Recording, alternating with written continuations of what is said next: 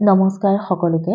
আগন্তুক ইংৰাজী 2025 নৱবৰ্ষৰ বহু শুভকামনা আপোনালোক সকলোলৈকে আগবঢ়াই ভিডিঅ'টো আৰম্ভ কৰিবলৈ লৈছো। আজি ভিডিঅ'টোৰ এটা নতুন বিষয় আপোনালোকলৈ আগবঢ়াইছো যে 2025 বৰ্ষটো নিউমাৰলজি অৰ্থাৎ সংখ্যা বিজ্ঞানৰ মতে কেনে যাব। এতিয়া আমি যদি প্ৰশ্ন কৰো যে সংখ্যা তত্ত্ব বা নিউমাৰলজিনো কি, তেতিয়াহ'লে আমি জানিব পাৰো যে যিকোনো সংখ্যা মানৱ জাতিৰ লগত ঘটা ঘটনা পৰিঘটনা আৰু এই মানৱ জাতিৰ জীৱনৰ সৈতে ইয়াৰ ঐশ্বৰিক আৰু ৰহস্যময় সংযোগৰ যি অধ্যয়ন তাকে সংখ্যা বিজ্ঞান বা নিউমাৰলজি বুলি কোৱা হয়। এতিয়া 2025 এই সংখ্যাটো নিউমাৰলজি মতে যদি আমি তাক যোগ কৰি চাওঁ তেন্তে আমি পাম যোগফল পাম 9। এই 9ৰ অধিপতি গ্ৰহ হ'ল মংগল আৰু মংগলৰ দেৱতা হ'ল প্ৰভু হনুমান। এই বৰ্ষটো যিহেতু প্ৰভু ভগৱন্তৰ জড়িত হৈ আছে, সেইবাবে এই বৰ্ষটোত আমি সকলোৱে প্ৰভু হনুমন্তৰ নাম লৈ গোটেই বছৰটো আমি অতিক্ৰম কৰিব পাৰিম। এই 2025 বৰ্ষটোত কিন্তু এটা অকণমান খেলি মেলি দেখাইছে যে বেছি মানুহবিলাকৰ মনবোৰ অলপ খংৰাগ বেছি হ'ব, অশান্তি অসয়া অপ্ৰীতিবোৰ অকণমান থাকিব। সেইহেতু এই 25 বৰ্ষটোত আমি সকলোৱে সংকটমোচক হনুমানক স্মৰণ কৰি আমাৰ যি সমস্যা থাকে সেই সমস্যাৰ মাজৰ পৰা আমাৰ যি কৰ্ম থাকে কৰ্ম উদ্যমেৰে কৰি আমি প্ৰভু হনুমন্তক স্মৰণ কৰি আমি কৰ্ম কৰি থাকিলে আমি সফলতা লাভ কৰিব পাৰিম। এতিয়া আমি যদি চাওঁ যে সকলোৰে জীৱন প্ৰণালীবোৰ যদি আমি লক্ষ্য কৰো, তেনেহ'লে চাম আমি প্ৰত্যেকটো মুহূৰ্তত আমি সংখ্যাৰ লগতে জড়িত হৈ থাকো। ৰাতিপুৱাৰ পৰা ৰাতিলৈকে আমি প্ৰতিটো মুহূৰ্ত আমি সংখ্যাৰ লগত কটাও। সময়ৰ কথা সুধিলেও সংখ্যা, আমি যে হাতত লৈ থকা ফোনটোতো সংখ্যা, আমাৰ ঘৰটোত থাকে ঘৰৰ নম্বৰটো এটা সংখ্যা, গাড়ীখন লৈ যাওঁ গাড়ীৰ নম্বৰটো এটা সংখ্যা। প্ৰত্যেকটো মুহূৰ্তত আমি সংখ্যাৰ লগতে জড়িত হৈ থাকো। চাকৰি প্ৰত্যাশীসকলৰ যি এডমিট কাৰ্ডত নম্বৰ থাকে সেইটো এটা সংখ্যা। এই যে মহৎ কাম এটা কৰিবলৈ লৈছো, এটা তাৰিখ ঠিক কৰিছো, সেইটোও এটা সংখ্যা।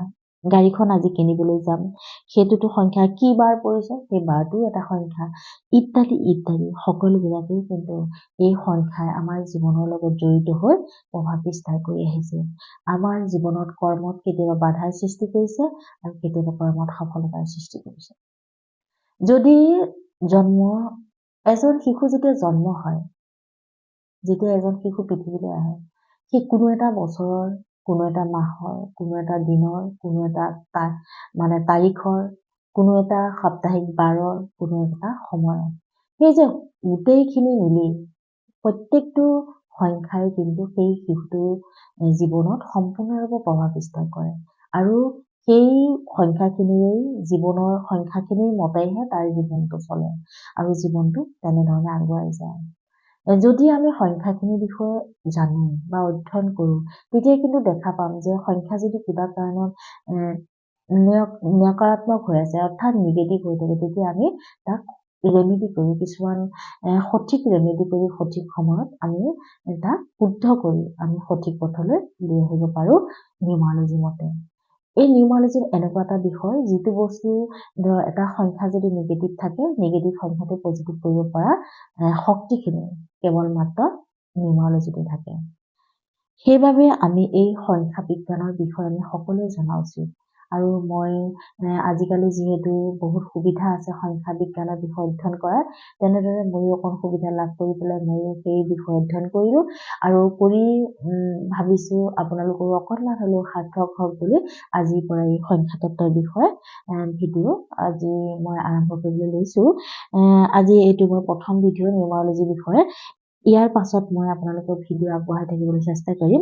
আপোনালোকে সকলোৱে আপোনালোকৰ বন্ধুবৰ্গ পৰিয়ালবৰ্গ সকলোৰে মাজত ভিডিঅ'টো শ্বেয়াৰ কৰিব, যাতে সকলোৱে অকণমান হ'লেও জানি বুজি নিজৰ লগতে পৰিয়ালৰ লগতে সমাজৰ উপকাৰ সাধিব পাৰে। এই সংখ্যাই আমাকনো জীৱনত কি প্ৰভাৱ পেলায়? এতিয়া আমি বাস্তৱ জীৱনত যিহেতু এই সংখ্যাই আমাক বিভিন্ন ধৰণে প্ৰভাৱ বিস্তাৰ কৰে, সেইবাবে আমি প্ৰত্যেকটো মুহূৰ্তত সচেতন হ'ব লাগে যে আমি হাতত লৈ থকা ফোনটোত চিমখনত 10টা নম্বৰ থাকে। এই 10টা নম্বৰে আমাক কি কৈছে? পাছবুকখনত নম্বৰটো থাকে। এই পাছবুকৰ সংখ্যাটোৱে আমাক কি কৈছে? আমাক ভাল কৈছে নে বেয়া কৈছে? আমাৰ জন্মৰ সংখ্যাটোৱে ভাল কৈছে নে বেয়া কৈছে? আমি যে বিয়াৰ ডেটটো ঠিক কৰিলো, বিয়াৰ ডেটটোৱে আমাক সংসাৰখন সুখৰ কৰিব নে দুখৰ কৰিব? আমি যে এজনী ছোৱালী চাইছো, তাইৰ জন্ম ডেটটোৰ লগত মোৰ জন্ম ডেটটো মিলিছে, জন্মৰ সংখ্যাটো মিলিছে নে নাই, ইত্যাদি ইত্যাদি। এই প্ৰত্যেকটো ইজনৰ লগত সিজনৰ সম্পৰ্ক, সিজনৰ লগত সিজনৰ সম্পৰ্ক যদি অমিল থাকে, সংখ্যাৰ যদি অমিল থাকে, তেন্তে সেই সংসাৰ কেতিয়াও সুখৰ হ'ব নোৱাৰে, সি ডিভোৰ্চৰ বাটলৈ গুচি যায়। আৰু সংখ্যা যেতিয়া অমিল হয়, সংখ্যাই এনেকুৱা এটা পৰ্যায়লৈ লৈ যাব পাৰে যে সংখ্যাৰ দ্বাৰাই জেল যাত্ৰাও হ'ব পাৰে, সংখ্যাৰ দ্বাৰাই আত্মহত্যাৰ দিশলৈ আগবাঢ়ি যাব পাৰে, সংখ্যাৰ দ্বাৰাই এক্সিডেণ্ট, সংখ্যাৰ দ্বাৰাই দুৰ্ঘটনা, সংখ্যাৰ দ্বাৰাই বিপদ, সংখ্যাৰ দ্বাৰাই কাজিয়া, হাই কাজিয়া, অশান্তি, অপ্ৰীতি, সকলো সংখ্যাৰ দ্বাৰাই বৃহৎ সফলতা, সংখ্যাৰ দ্বাৰাই দেশ বিজয়, সংখ্যাৰ দ্বাৰাই বিশ্ব বিজয়, সকলো কৰিব পাৰি অকল মাত্ৰ সংখ্যাৰ দ্বাৰাই। এই সংখ্যাই এনেধৰণে প্ৰভাৱ বিস্তাৰ কৰি জীৱন কেতিয়াবা বিপন্ন কৰিছে, কেতিয়াবা উদ্ধাৰ কৰিছে। সেইবাবে আমি যদি আগতীয়াকৈ এই সংখ্যাৰ বিষয়ে জানো, তেতিয়াহ'লে যদি কেতিয়াবা নিগেটিভ নাম্বাৰো থাকে, তেতিয়াহ'লে আমি তাক পজিটিভলৈ আনিব পৰা উপায়ো এই সংখ্যা তত্ত্বই দিয়ে। সেইবাবে আমি এই সংখ্যা তত্ত্বৰ বিষয়ে অধ্যয়ন কৰি জানি বুজি আমি নিজৰ লগতে সমাজৰ হিত সাধন কৰিব পাৰো। তেন্তে আজিলৈ ইমানতে সামৰিছো। ধন্যবাদ।